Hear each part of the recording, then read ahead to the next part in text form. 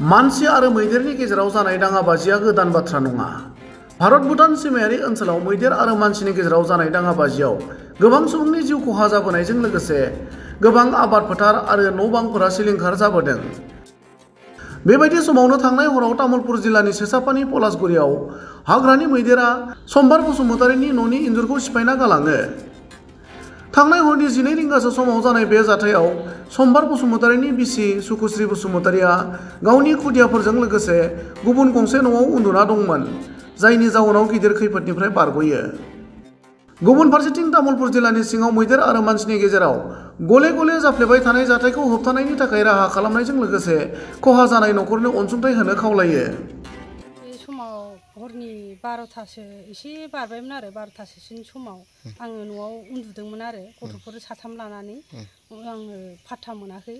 आङो जोंनि न'खौ नै ओरै साहानिखौ बाबा मासेल' आरो फैनानै सिफायलांदों। बेयाव माइरं बा गुन्दै दङमोन।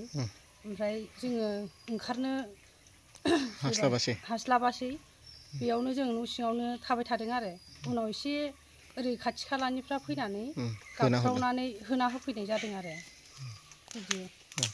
बे न'आव मानसि गैथ'वामोन? बे न'आव मानसि गैथ'वामोन, थाथ'वाखैमोन आरो माइरं माबा बायदिसिना दोनग्रामोन, जेनेबा उन्दुगौमोन। ओरैनो जोङो उन्दुथ'वाखै आरो हौवाबो गैया, हौवायाबो बिदेशआव खामानि मावहैदों कम्पानियाव। मा मुं नोंसिनि हौवाना? आंनि हौवानि मुङा सम्बार बसुमतारी। गामिया कुमारपारा पलासगुरि। मानसिफोर जेबो जखम जायासै? ओहो, जखम जायासै। जोङो न'निफ्राय ओंखारनाय जायासै गिनानै। गुबुन गंसे न'आव दंमोन? ओं, बेलेग गुबुन गंसे न'आव दंमोन आरो। दा मा बुङो हाग्रा बिफानजों? जों खस्थ' मस्थ' बे न'खौ लुदोंमोन, जों जानो गैयि मानसि। मोनोबा हाग्रा बिफाननिफ्राय एसे मदद लुबैदोंमोन आरो।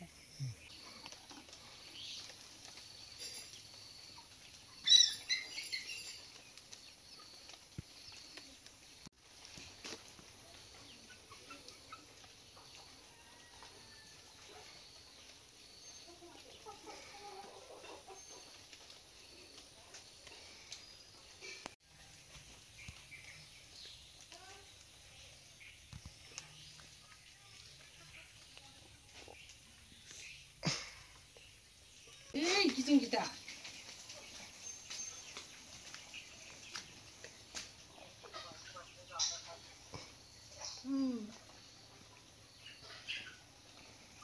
माइ एसे थानायखौ